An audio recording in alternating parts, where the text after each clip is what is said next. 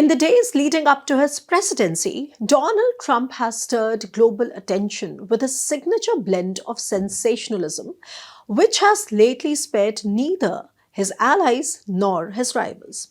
Let's take a look at his statements. Now, he has called India repeatedly a tariff king. He has proposed to acquire Greenland and the Panama Canal by force if necessary, and has repeatedly referred to Canada as the 51st state, and has also renamed the Gulf of Mexico as the Gulf of America. Trump's vision of Make America Great Again, or MAGA, seems to embrace an unusual expansionist rhetoric. Unsurprisingly then, these remarks have been rebuked by all, especially US allies such as Denmark, France, Germany, Canada, and of course Panama.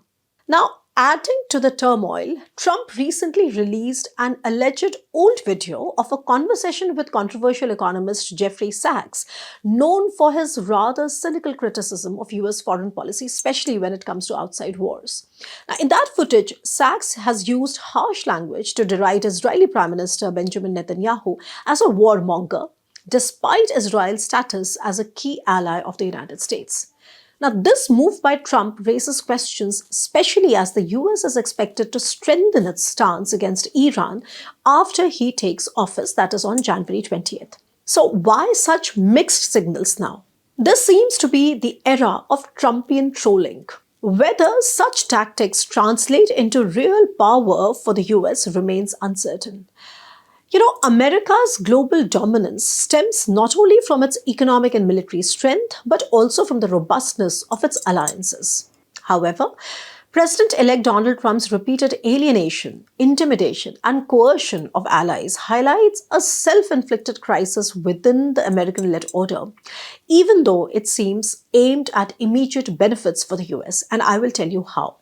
Trump's contentious statements and actions must be understood in context as their motivations differ. Now, for instance, his approach towards Canada and Mexico, for instance, reflects economic coercion. As the largest trading partner for both nations, the US faces significant trade deficits with them. And this is an issue that Trump has long targeted. Now, as president-elect, he has announced plans to impose additional tariffs on these countries. I'll explain the trade angle a little better. The Canada-US-Mexico agreement, the CUSMA or the NAFTA 2.0, is up for review in 2026, and Trump's tactics appear to be aimed at exerting pressure on Canada in particular because Canada is vulnerable due to domestic political turmoil following Prime Minister Justin Trudeau's resignation. Now, the trade deficit with Canada stems primarily from the import of heavy crude oil required by certain US refineries, which accounts for a significant proportion of imported oil in the Midwest. In fact, all of the oil in the Midwest is coming from Canada. Alongside tariffs, Trump has suggested ending subsidies to Canada and Mexico under CUSMA, claiming the 2018 agreement could not address trade imbalances as he expected. Trump's audacious remarks about acquiring Greenland are equally striking. His interest in Greenland dates back to his first presidency, though the island's strategic importance has been recognized long before him. During the Second World War, President Harry Truman had proposed purchasing Greenland, but Denmark had rejected the offer. Recent constitutional amendments, though, have granted Greenland autonomy and the right to hold a referendum independence. And Trump is leveraging this, knowing very well that Greenland's Prime Minister supports the cause of independence from Denmark. Actually, Trump's motivations for acquiring Greenland are both strategic as well as economic. While security concerns seem less convincing, why? Because Greenland is already a part of NATO and hosts a permanent US base. Trump's economic ambitions are more evident. The island's vast untapped resources, including rare earth minerals, gain significance as Arctic ice melts, and this opens new shipping routes. However, Greenland currently prohibits oil extraction and rare earth mining, and this could complicate economic exploitation. But what has alarmed allies is Trump's assertion that he might use military force to acquire Greenland. Now, dismissing these remarks as bluster becomes difficult when he has made similar comments about the Panama Canal, a strategic maritime route through which 40% of US container traffic flows, to which I will turn shortly. In my opinion, this approach by Trump reflects his signature style of exploiting vulnerabilities to secure favorable deals. He employs psychological tactics, presenting himself as an alpha male dealmaker who thrives on high stakes brinkmanship. His timing, pressuring others when they are weakest, is deliberate, aimed at forcing concessions whenever negotiations occur. But then there is a little bit more to this confusion. Critics argue Trump is retreating from Europe, yet his renewed interest in Greenland suggests otherwise. Greenland is home to the US's northernmost military outpost in Europe, which is called the Pituffik Space Base, which plays a crucial role in ballistic missile early warning systems. Its strategic position as the shortest route between Europe and North America enhances its significance, especially as Arctic ice melts, and something I just talked about, making new shipping routes viable. The Arctic's growing importance amid US tensions with Russia and China further contradicts claims of America disengaging from Europe.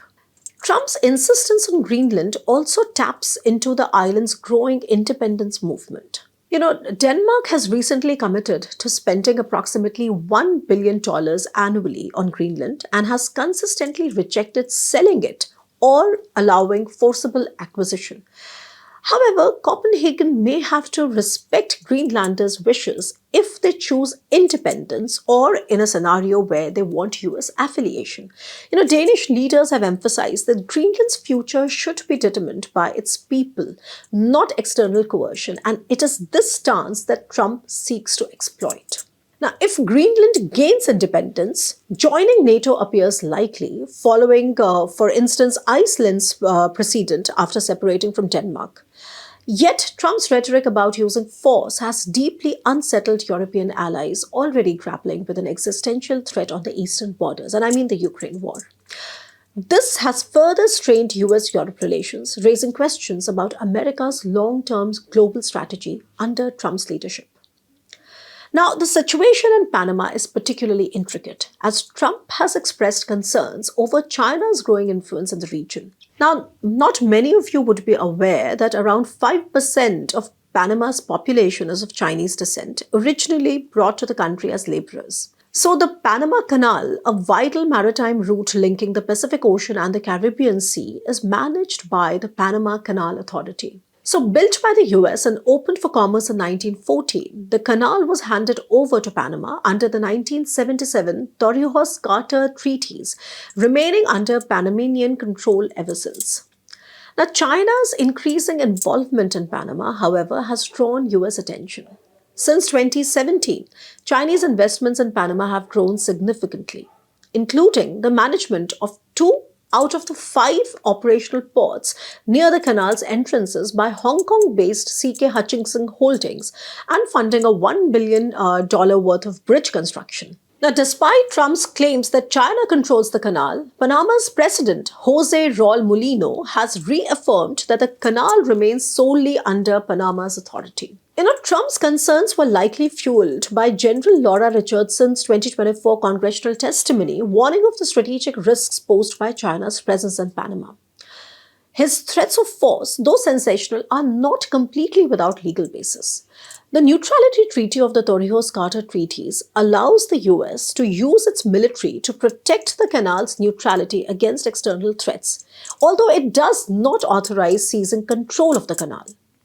Now, once again, Trump is employing a mix of legality, half-truths, and provocative rhetoric, leaving allies and rivals in uncertainty, which is fast becoming the hallmark of its Make America Great Again strategy. Needless to say, one does marvel at the audacity of its efficacy and intent. But then there is yet more than what meets the eye, and for that, one has to look beyond his sensationalism. I would say certain key observations emerge from Trump's recent sensationalist statements. Now, these remarks, even if you were to kind of break them down to their factual basis, challenge the widespread notion that Trump's US will focus either inwardly or exclusively on the Indo-Pacific.